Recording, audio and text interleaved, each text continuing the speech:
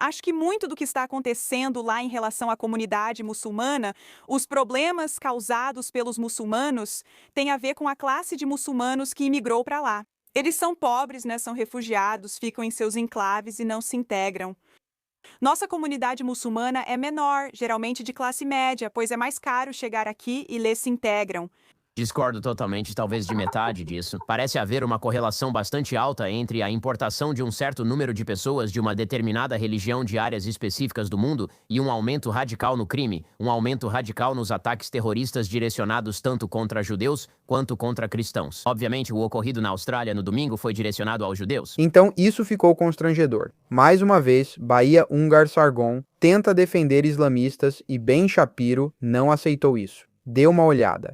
Parece que o terror islâmico está ressurgindo depois de ter ficado, não sei, um pouco adormecido ou fora das manchetes por alguns anos. Sabe, eu não acho que estava adormecido. Houve atos demais de terrorismo islâmico radical. E o motivo pelo qual estou especificando islâmico radical é porque, obviamente, há alguns muçulmanos que realmente não simpatizam com o terror islâmico radical. Vou dizer que esses números são maiores em relação aos muçulmanos moderados, muçulmanos não radicais nos Estados Unidos do que em outros lugares, incluindo especialmente a Europa e certamente no Oriente Médio ou na África.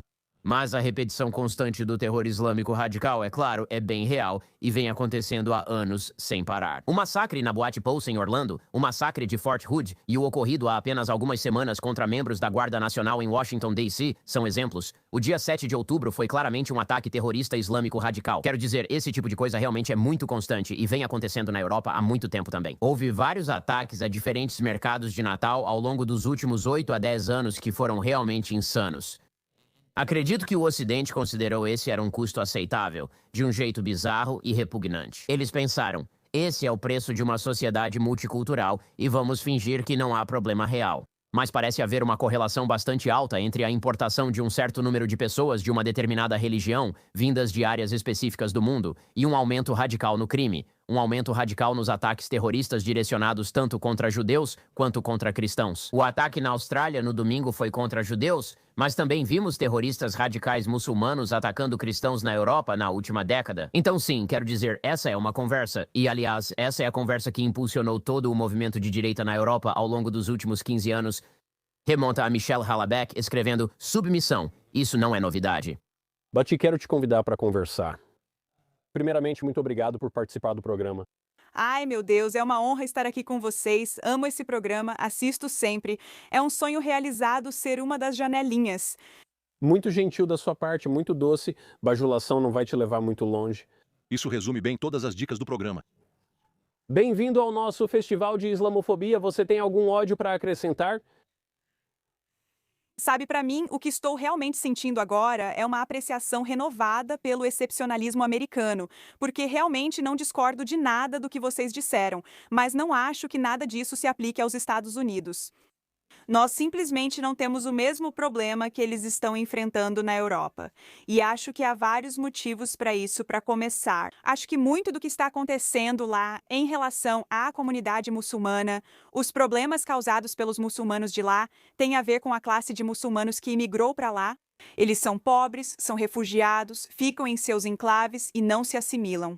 Nossa comunidade muçulmana é menor, geralmente de classe média, pois é caro chegar aqui e eles se assimilam. Não temos esse problema. E eu acho que o que está acontecendo na Europa é uma profunda crise de confiança. Você tem esses enclaves e depois tem policiais que se recusam a policiá-los. E para mim, isso é simplesmente inimaginável. Você consegue imaginar se, tipo, o NYPD decidisse, Bay Ridge, a gente não vai lá. Sabe? É impensável porque nossos policiais são homens, sabe? Eles sabem o que significa ter a confiança de ser americanos. Então, acho que estamos realmente subestimando a natureza excepcional deste país capitalista. As pessoas que migram para cá, em geral, querem entrar no sistema. E também tem o modo excepcional como a América sempre tratou seus judeus. Os pais fundadores realmente viam os judeus como precursores da civilização que eles estavam tentando criar. Aqui, os herdeiros da Bíblia hebraica, na qual eles encontraram o material de base para tudo aquilo sobre o que acreditavam que este país deveria ser construído. E eu ainda sinto que isso tem um papel muito grande em como o americano médio se sente em relação aos judeus, não importa sobre o que estamos falando aqui. E muitos muçulmanos que vêm para cá assimilam isso como assimilam o amor pelo capitalismo, o desejo de ser classe média e de se relacionar bem com vizinhos judeus. Então eu sou um pouco mais, sabe, otimista ou talvez até muito entusiasmada em relação aos Estados Unidos nesse contexto também. Não, eu vou discordar totalmente de talvez metade disso. Tipo, eu acho que, obviamente, você vê enclaves islâmicos radicais que chegaram a lugares como Minneapolis. Isso já era visível em Dearborn, Michigan. Isso resulta de uma postura de fronteiras abertas sobre o que a América é e deveria ser. Você mencionou a assimilação. Nós tivemos um enorme problema de assimilação nos Estados Unidos de modo geral, na verdade, desde cerca de 1965, quando decidimos mudar todo o nosso sistema de imigração e simplesmente aceitar grandes números de imigrantes de lugares que não tinham nenhum tipo de relação tradicional com muitos dos valores fundamentais que unem a Europa e os Estados Unidos. E então você começa a ver essa mudança de maneiras bastante radicais e começa a ver isso sendo impulsionado ainda mais por uma esquerda que está fazendo causa comum com o islamismo radical. Esse é um fator comum que você vê tanto na Europa quanto nos Estados Unidos, uma esquerda que está perfeitamente disposta a se alinhar ao terrorismo islâmico. Na verdade, esse ataque terrorista que acabou de ser frustrado pelo FBI e pelo Departamento de Justiça na Califórnia era um grupo de pessoas que se uniram dizendo que eram pró-Palestina, anti-americanas e pró-trans, certo? Era basicamente uma junção de causas de esquerda. E sempre que você olha para essa causa, você pensa, bom, nenhuma dessas pessoas, se você colocá-las juntas em uma sala, a maioria vai acabar morta se você deixá-las lá tempo suficiente, porque elas se odeiam tanto. Mas a única coisa em que elas concordam é que não gostam da América, não gostam da nossa civilização, não gostam particularmente de judeus. E assim eles meio que conseguem se unir sob essa bandeira. Estou muito preocupado com a possibilidade de algo como o que aconteceu na Austrália acontecer nos Estados Unidos. Não acredito que as ameaças à comunidade judaica venham só de muçulmanos radicais. Também há ataques de supremacistas brancos, e fingir que isso não existe é simplesmente ignorar o perigo, literalmente falando. Mas quando você fala sobre o tipo de ameaça civilizacional generalizada do radicalismo, o maior motivo pelo qual você não vê isso nos Estados Unidos, da mesma forma que vê na Europa, é uma questão puramente de porcentagem. Só isso. A questão é apenas qual a população muçulmana nos Estados Unidos. A população muçulmana nos Estados Unidos é de cerca de 6 a 7 milhões, segundo a maioria dos dados do censo que vi. Então, estamos falando de, no máximo, 2% da população. Quando falamos de lugares na Europa, como Londres, estamos falando de bem mais de 15% de toda a população de Londres. Se você está falando da França, em Paris é mais ou menos a mesma coisa, sabe? 15, 20% da população. Se você está falando de Sydney, Austrália, houve um aumento radical no número de muçulmanos na Austrália, a maioria dos quais vive em Sydney. Antigamente havia muito poucos muçulmanos na Austrália. Agora, há cerca de 813 mil muçulmanos na Austrália e cerca de 6,5% da população de Sydney é muçulmana. Por isso você viu pessoas nas ruas gritando "gazeiem os judeus" logo após 7 de outubro na Austrália e fingir que essa ideologia não tem nada a ver com o que está acontecendo. Eu sei que você não está fazendo isso, mas fingir que a ideologia não tem nada a ver com o que está acontecendo, esse é o meu problema, certo? Sonny Hostin disse algo que é o tipo de coisa que as pessoas dizem quando realmente não querem entender como o mundo funciona. Por que há tanto mal acontecendo agora? Por que há tanta coisa ruim acontecendo agora? Ela olhou para a Universidade Brown e depois olhou para Sydney e disse: todas essas coisas terríveis, toda essa oposição e raiva acontecendo agora, é como se tudo isso não fosse a mesma coisa. Nem todos os tiroteios acontecem pelo mesmo motivo.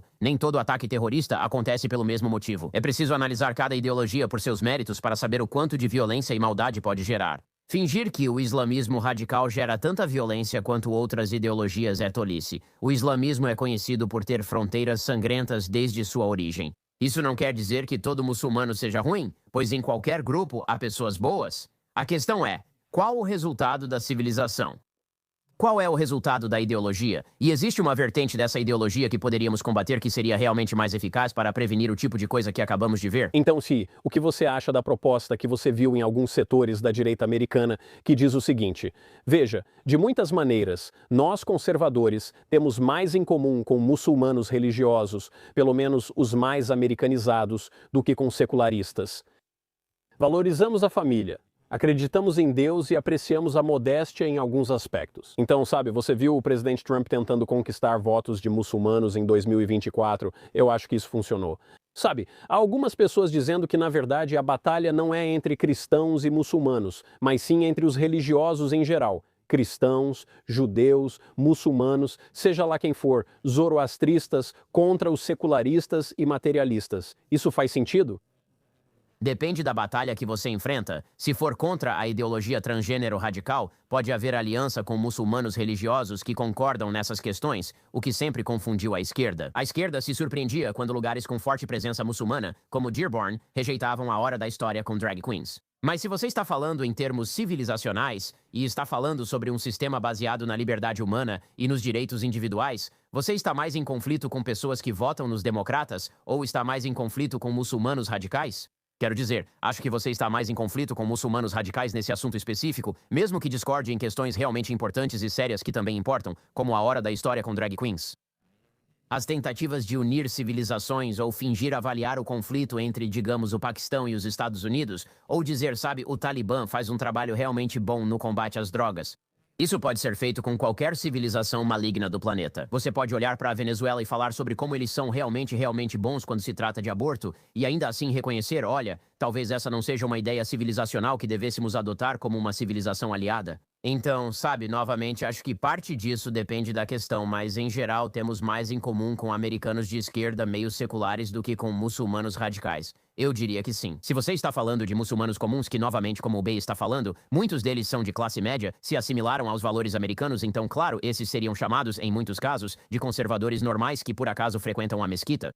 Acho que uma das coisas que aconteceu aqui é que há uma tentativa de analisar ideologicamente questões que as pessoas, na prática, não entendem de forma ideológica. E por isso você vê muita discussão nos nossos espaços sobre as diferenças entre antisionismo ou antipatia por Israel e antissemitismo e todo esse tipo de coisa. E é como, bom, sim, quero dizer, você pode ficar brincando com isso o tempo todo, e algumas dessas discussões são importantes, sabe? Algumas dessas discussões são importantes. Onde está o limite? E todo o resto disso, mas vamos ser claros. 99% das pessoas que odeiam judeus odeiam Israel e contam mentiras sobre o país. Ok, essa é apenas a realidade, certo? E fingir que quando você sai e vê centenas de milhares de pessoas contando mentiras sobre Israel nas ruas, e achar que isso não vai ter nenhum impacto em como essas pessoas pensam sobre judeus, e que isso não vai representar nenhuma ameaça para os judeus. Achar que isso não terá efeito colateral é tão ingênuo quanto ignorar que centenas de milhares de pessoas protestando contra americanos em outros países gerarão anti-americanismo e riscos para os americanos. Mas será que acontece o contrário?